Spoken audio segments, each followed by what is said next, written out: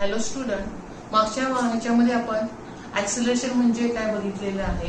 त्याचप्रमाणे आपण एक ग्राफ बघितला velocity related velocity time relation graph with uniform acceleration.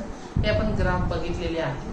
आता आपण बघणार आहोत the Newton's that is equation of the motion आपण बघणार आहोत which is given by the Newton's by graphical method. म्हणजे ग्राफिकल मेथडनी आपण इक्वेशन ऑफ द मोशन बघणार आहोत. आता हे ग्राफिकल मेथडने बघताना तुम्ही आपण कल्पना करणार की आपल्याकडे कार आहे, बरोबर आहे. आता कार जी आहे ती moving with uniform velocity u. आता पहिला आपण ग्राफिकल मेथडनी समजणार आहोत. म्हणजे पर्यंत आपल्याला ग्राफ काढावा लागणार आहे. आपण नेहमीप्रमाणे ग्राफ काढूया. XY. Here the origin will be the O is there. आपण x axis वर टाइम घेऊया. y axis वर आपण व्हेलॉसिटी घेऊया. आता कल्पना करा की तुमच्याकडे कार आहे, बरोबर आहे. आता कार जी आहे ती स्टार्ट केलेली आहे तुम्ही. It can B start at point D. या ऍट पॉइंट बी पासून तुम्ही कार काय केलेली आहे, स्टार्ट केलेली आहे on the graph. At point D on the graph लक्षात घ्या. Moving with a straight line with initial velocity you. With initial velocity, त्या कारची इनिशियल व्हेलॉसिटी आहे यू. एवढ्या इनिशियल व्हेलॉसिटी तुमची कार जात आहे, बरोबर आहे. मग हळूहळू तुमच्या कारची व्हेलॉसिटी काय होत गेलेली आहे, इन्क्रीज होत गेलेली आहे. कारची व्हेलॉसिटी इन्क्रीज होत जात ऍट पॉइंट बी ला. It can be reach at point B. आणि at point B there is a final velocity is. त्याची फायनल व्हेलॉसिटी जर आपण मेजर केली तर आपण या बी पॉइंट पासून आपण वाय ऍक्सिस वर काय केलेलं आहे, एक परपेंडिक्युलर ड्रॉ केलेला आहे. आणि it can the final velocity किती दिसते आपल्याला, त्याची फायनल व्हेलॉसिटी आहे v. The time required for that will be the t. एवढं सगळं व्हायला टाइम किती लागलेला आहे, t लागलेला आहे. मग आपण सायमल्टेनियसली इक्वेशन लिहित जाऊया. सपोज तुमची कार आहे, कारची इनिशियल व्हेलॉसिटी आहे u आहे. व्हेलॉसिटी तुमची कार जात आहे, बरोबर आहे. आता इनिशियल व्हेलॉसिटी किती येईल, ओडी एवढी आली, बरोबर आहे. And your velocity goes on increasing and at point B there is a final velocity. तुमच्या कारची फायनल व्हेलॉसिटी होणार आहे, झालेली आहे v. v मीन्स आता ह्या एक पॉइंटला आपण नाव देऊया. समजा तर त्या पॉइंटला मी नाव दिलेलं आहे, परपेंडिक्युलर जिथं काढलेलं आहे त्या पॉइंटला मी नाव दिलेलं आहे c. हे नाव दिलेलं आहे. Means the final velocity v is equal to oc, बरोबर आहे. आता एवढं सगळं व्हायला जर पोचायला काहीतरी टाइम लागला असेल, समजा टाइम लागलेला आहे t, बरोबर आहे. मग इनिशियल व्हेलॉसिटी होती u, फायनल व्हेलॉसिटी झाली v. मग त्याच्यामध्ये काय निर्माण झालं, ऍक्सिलरेशन निर्माण झालं, बरोबर आहे. मग आपला फॉर्म्युला आहे acceleration a is equal to the change in velocity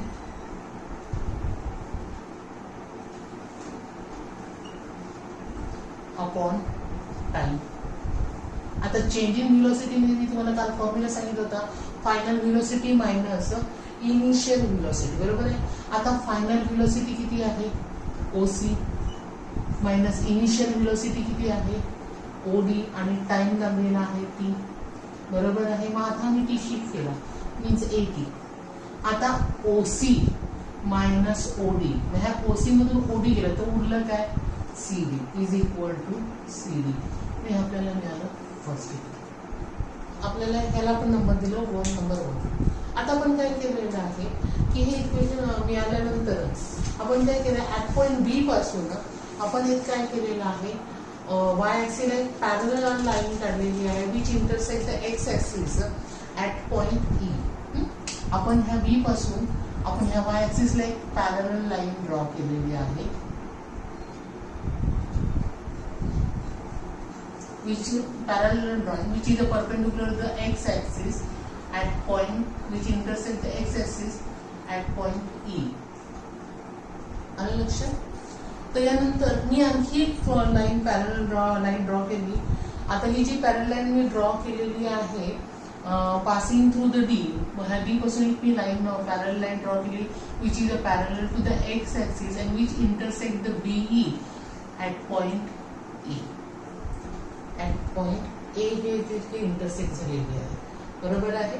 मग ते इंटरसेक्ट झाल्यानंतर हा जो बीई तयार झालेला आहे means BE is equal to काय, बी ए प्लस ए.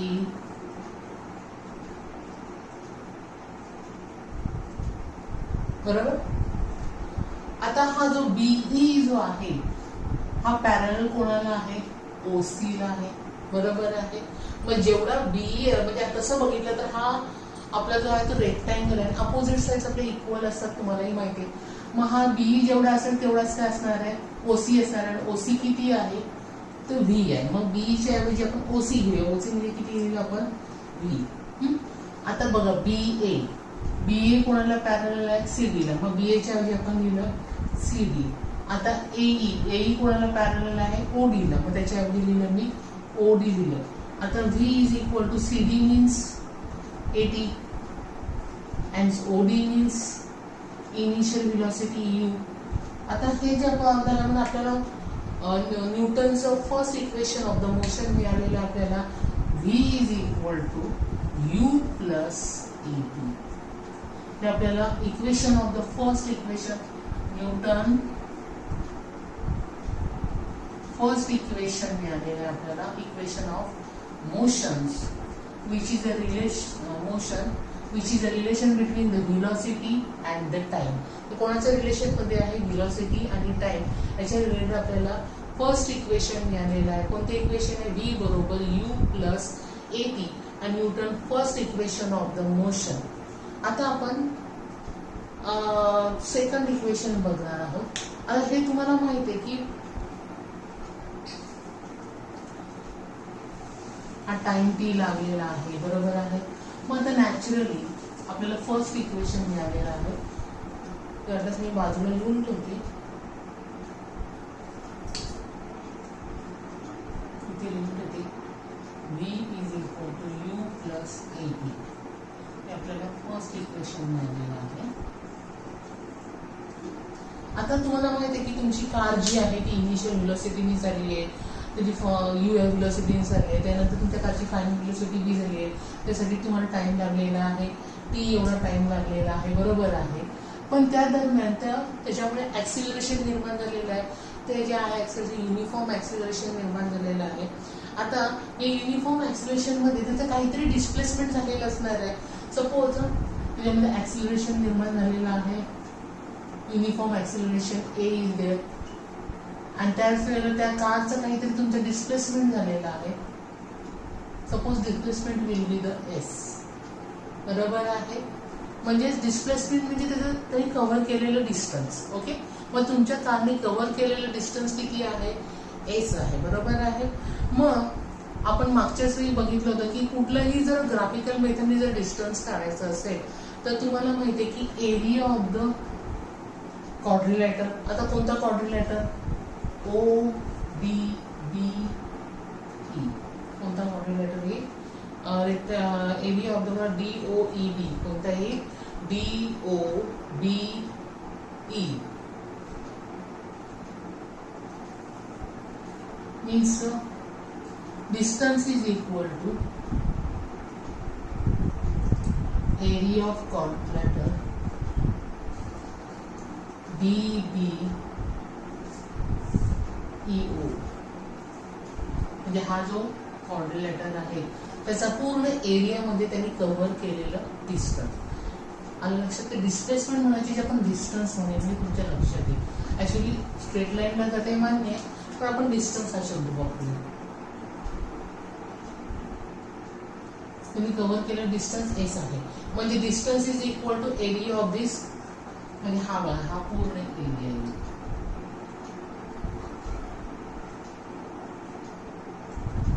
बरोबर.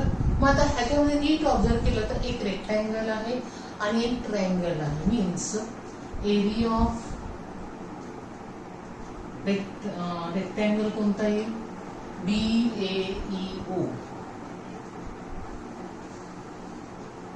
प्लस एरिया ऑफ ट्रायंगल कोणता येईल, BBA. बरोबर आहे, एरिया ऑफ आहे. आता मला सांगा की हा जो रेक्टँगल आहे, रेक्टँगलचा आपण एरिया कसा काढतो, लेंथ इंटू ब्रीथ. आता याची जी लेंथ आहे ती काय आहे, DA, आणि ब्रीथ किती येईल, A इतकी येईल.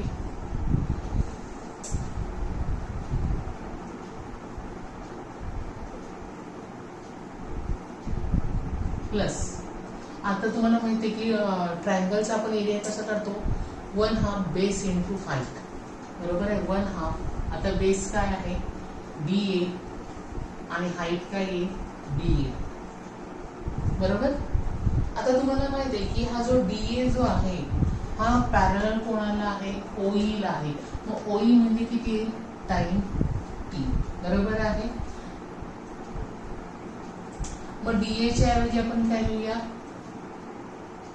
OE चे म्हणजेच काय लिहूया, T लिहूया.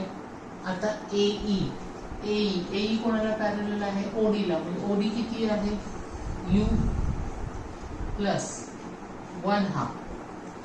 DA कोणाला पॅरलल आहे, OE ला. म्हणजे OE जेवढा असेल तेवढंच DA. आता OE किती आहे, T एवढा आहे. म्हणजे आपण घेणार T. आणि BA कोणाला पॅरलल आहे, CD ला. CD बरोबर आपल्याला माहिती आहे AT, मगाशी आपण काढलेला आहे. मग आपलं सूत्र काय तयार झालेलं आहे,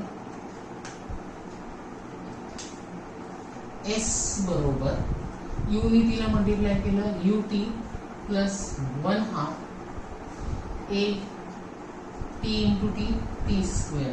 म्हणजे आपल्याला न्यूटनचं सेकंड इक्वेशन मिळालेलं आहे. S is equal to UT plus 1/2 AT square. म्हणजे फर्स्ट इक्वेशन आहे V बरोबर U प्लस AT, हे फर्स्ट इक्वेशन मिळालं. आणि सेकंड इक्वेशन काय मिळालं, S is equal to UT plus 1/2 AT square.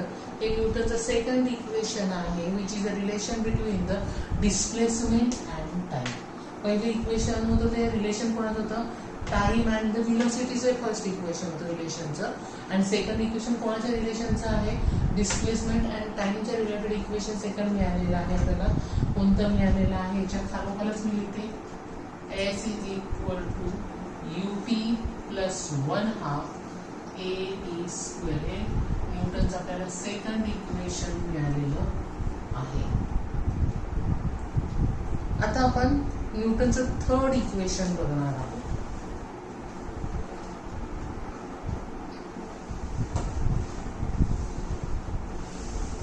आता हे थोडंसं मी पुसते, म्हणजे तुमच्या हे मात्र लक्षातच ठेवा तुम्ही, पण जागा लागेल, नाहीतर मग त्याला पूर्ण आले. ठीक आहे. तर हे डिस्टन्स S एवढं कव्हर केलेलं आहे, हे तर बरोबर आहे. म्हटलं त्याच्याच खाली लक्ष दे. आता मी मग अशी म्हणलो का S is equal to area of quadrilateral. काय म्हणलं तो, ODBE. बरोबर आहे. मग नीट जर तुम्ही ऑब्झर्व केला, हा जो क्वाड्रिलेटर आहे ODBE, हा नीट जर तुम्ही बघितला तर हा ट्रॅपेझियम आहे. बरोबर आहे. मग हा ट्रॅपेझियम आहे, तर म्हणायच्या ऐवजी आपण काय म्हणूया, ODBच्या ऐवजी आपण ट्रॅपेझियम शब्द वापरूया. बरोबर आहे. म्हणजे क्वाड्रिलेटरच्या ऐवजी मी शब्द वापरणार आहे trapezium.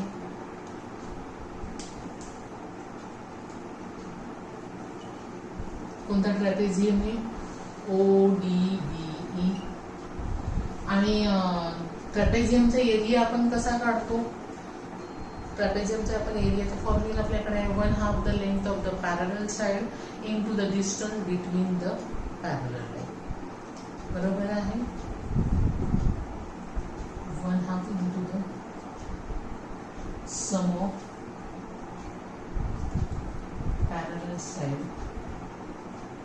Into the distance between the parallel side.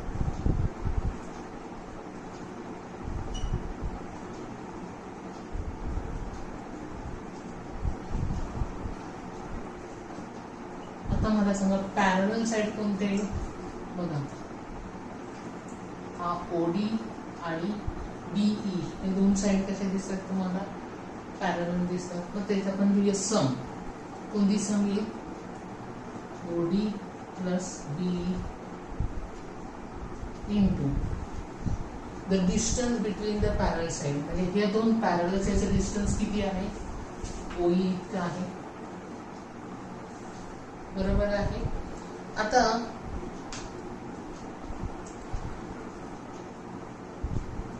OD means U, BE means OC किती आहे व्ही, आणि ओई किती आहे टी आहे. बरोबर आहे. आता तुम्हाला माहिती आहे की तुम्हाला ऍक्सिलरेशनचं एक सूत्र झालं होतं, मी जरा वरचं पुसते.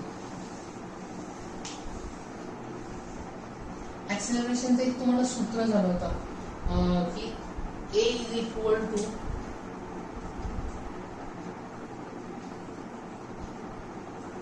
V minus U upon T. मग आपण या दोघांचं शिफ्टिंग केलं तर T is equal to काय, V minus U upon A. मग हे जे आहे पण हे इक्वेशन आपण मांडलं नंबर 1. आता हे T ची व्हॅल्यू आपण ह्या इक्वेशन मध्ये नंबर 1 मध्ये भरलेली आहे, इक्वेशन 1. म्हणजे आपण इक्वेशन 1 मध्ये जर भरली तर आपल्याला काय मिळेल बघा, S is equal to 1/2 V plus U. बरोबर आहे, इंटू काही V minus U upon A. बरोबर आहे. म्हणजे काय होईल, V plus U एका ब्रॅकेटमध्ये, second ब्रॅकेटमध्ये V minus U upon 2A. बरोबर. मग आता हा 2A जो आहे हा शिफ्ट करायचा आपण इकडे.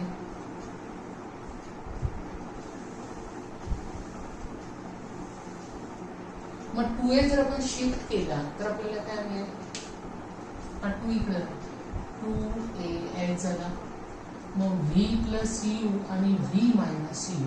आपल्याकडे एक गणितामध्ये उत्तर झालं होतं, तुम्हाला आठवत असेल, A plus B second bracket A minus B is equal to A square minus B square. मग त्याच्याऐवजी आपण लिहू शकतो 2AS is equal to B square minus U square. मग आता आपल्याला इक्वेशन काय मिळालं, आपण हे U स्क्वेअर काय केलं, शिफ्ट केलं, आणि शिफ्ट केल्यामुळे आपण फक्त दोघांच्या वर शिफ्टिंग करू, B square minus u square is equal to 2AS. बरोबर आहे. मग आपल्याला व्ही स्क्वेअरची व्हॅल्यू हवी, म्हणजे V square is equal to U square तिकडे गेला, यू मायनसचं काय होईल, प्लस आहे, यू स्क्वेअर प्लस 2AS. म्हणजे आपल्याला एक थर्ड इक्वेशन मिळालं, काय मिळालं, V square is equal to U square plus 2AS. हे तिसरं आपल्याला Newton third equation of motion मिळालेलं आहे, which is a relation between the displacement and the velocity. म्हणजे आतापर्यंत आपण न्यूटनचे 3 इक्वेशन बघितलेले आहे. कोणाच्या रिलेशनचं असलेलं टाइम आणि व्हेलॉसिटीचं रिलेशन. फर्स्ट इक्वेशन मिळालेलं आहे आपल्याला व्ही बरोबर यू प्लस AT. सेकंड आपल्याला इक्वेशन मिळालं relation between the displacement and the time. त्या इक्वेशन मिळालं S बरोबर UT प्लस 1/2 AT स्क्वेअर. आणि तिसरं आपल्याला जे इक्वेशन मिळालेलं आहे व्हेलॉसिटी आणि डिस्प्लेसमेंटचे रिलेशन काय मिळालेलं आहे, V square is equal to U square plus 2AS. हे आपण ग्राफिकल मेथडनी आपण हे 3 इक्वेशन्स तयार केलेले आहेत. तुम्हाला परीक्षेला विचारले जाऊ शकतात आणि हे तुम्ही नोट्स लिहायचे आहेत. थँक्यू.